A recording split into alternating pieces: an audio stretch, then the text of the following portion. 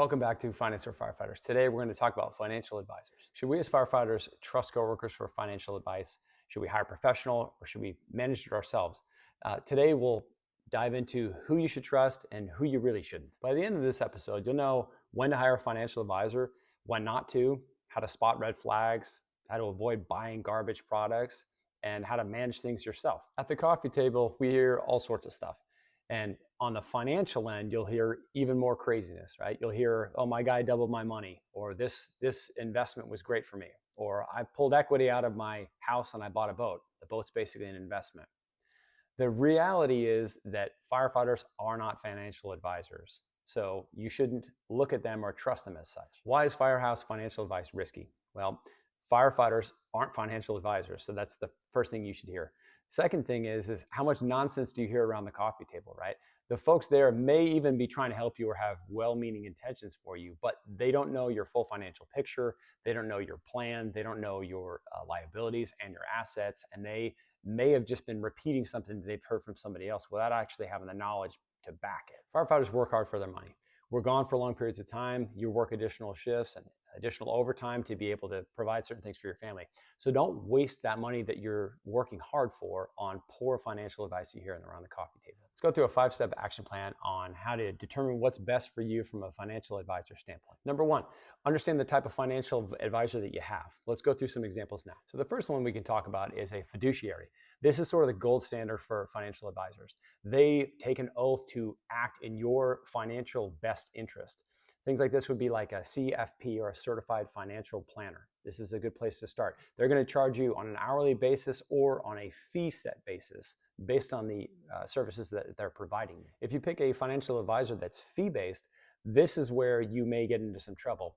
Some of these make more money based on commissions or different trades that they access for you. So it's in their best interest to move your money around and do a bunch of things like that so that they can charge you different fees when they're doing that stuff. They're not doing it for your best interest. The third type of financial advisor is the most risky one. This is a commission-based financial advisor. So this type of person is going to be pushing whole life, term, or fee-based investment stuff for you. The downside about this type of a person is they are absolutely looking at for their best interest, not for your best interest. So if they are making money based on what their commission is, they are not going to be making trying to earn money on your behalf and doing what's best for you. Number two, we'll talk about some qualities of a good financial advisor. Here's some things to look for a good financial planner. So some of these qualities include the proper certification. So if they're a CFP or a CPA or a CFA, those are good certifications to hold. If they have a financial or a fiduciary responsibility and they've sworn that oath to do that, that's another thing to look for. If they are familiar with working with firefighters, there's certain things that are unique to us, like our earlier retirement age, the fact that we have pensions, our overtime cycles, FELSA cycles, things like that. Those are important things for you to know. These types of people tend to focus on long-term planning, and then most of their strategies are very transparent and very easy for you to understand. So if it's not those things, then that should be some red flags for you.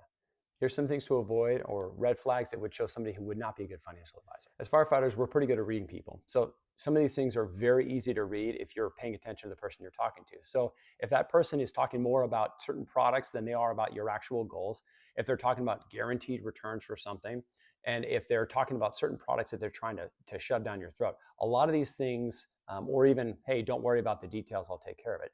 A lot of that vague generality stuff is salesman talk and salesman pitch. So things like that should definitely be red flags for you. Number three, what should we use financial advisors or financial planners for?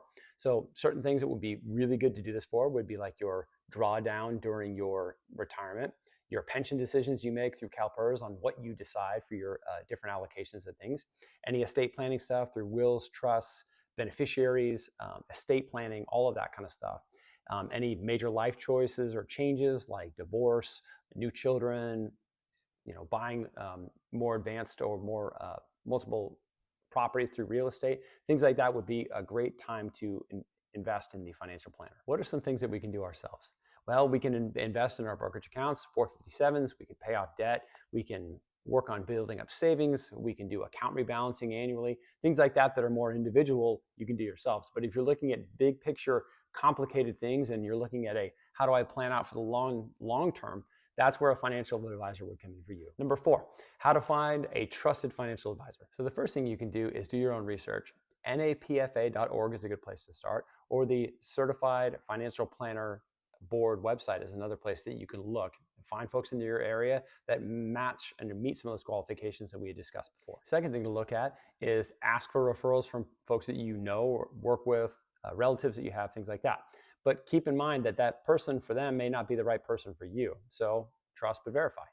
Third thing you can do is interview multiple advisors. So ask these folks any number of questions like, how are you paid? How are you compensated? What's your financial philosophy? What kind of folks do you work with? Are you familiar with working with firefighters? Ask some of these basic questions, any other things you can think of that apply to your specific situation, and see if this person's a good fit for you. The fourth thing for them is to determine their fee structure. So these come in a variety of terms. One of them may be a flat fee for each consultation. It could be an hourly fee that they charge you, or an AUM, which is basically a percentage of whatever your amount is. So if you're going to be having them manage a large chunk of money for you, let's say $500,000, and they're going to charge you 1% fee for that, is it worth it for you to pay $5,000 a year for them to manage your money? Or if it's an index funds and things that doesn't really have a lot of movement in there, maybe you don't need to pay them that. Maybe it's a flat fee that you do the one time to take a look at everything, and then you go and pay them every few years to look at your plan and see how things are going. Number 5, let's talk about some red flags. So in general, if you feel like you're buying a used car, I'd probably run out of that office. So things like pushy sales tactics, vague generalities, promising returns, things like that that aren't actually going and making any kind of substantive information for you about how things are set up. If it sounds more like they are selling you something, the likelihood is that they are. So if they're not specific with how they have their fee structure set up, or the different things that they invest in, or their philosophy sounds a little fake and forced, then it's very likely that person is not the right person for you. Bottom line is an advisor is not somebody who's the boss. They're there to assist you in your finances. Think of this person like a PT that you go in to see after an injury. They're there to help you get back on track, to get back healthy so that you're able to get back to work. Or that mentor that you have that's helping you prepare for a promotional exam. They're not there to do the work for you necessarily, but they're there to steer you in the right way based on your goals. They should be set up more for short-term guidance to help you with long-term independence on your end. Let's go through some common questions. Do I need a financial planner or a financial advisor? The answer is maybe. It depends on how complicated your financial goals are. Should I fire my current financial advisor? Well, it depends. If there are a lot of sales tactics, tons of extra fees that are built into that, or you're not actually getting what they're promising, it may be time to reevaluate if they're right for you. Is a whole life policy good?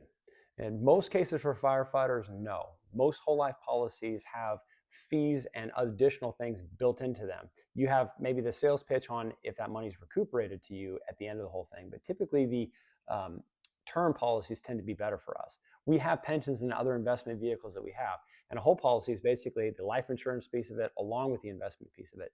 Because it's two things that's sort of not good at either one, but a combination of two different things, it tends not to be as effective for us because we have pensions, 457s, and other survivor death benefit stuff through normal things that we have through our work. So a whole life policy typically isn't the best thing for you. Do I need a financial advisor, or can I just buy into index funds and call it a day? Many people do. Millions of people do. It just depends on the complexity of what your plans are.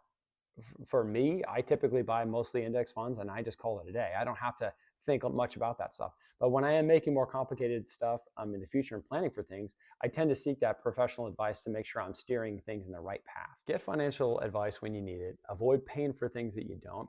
And keep your finances transparent, simple, and under your control. Download the Advisor Quick Guide in the description below. Thanks for joining me on Finance for Firefighters. Same as always, thumbs up if you like it, comments below. Hope you guys have a good shift. I'll see you on the next one.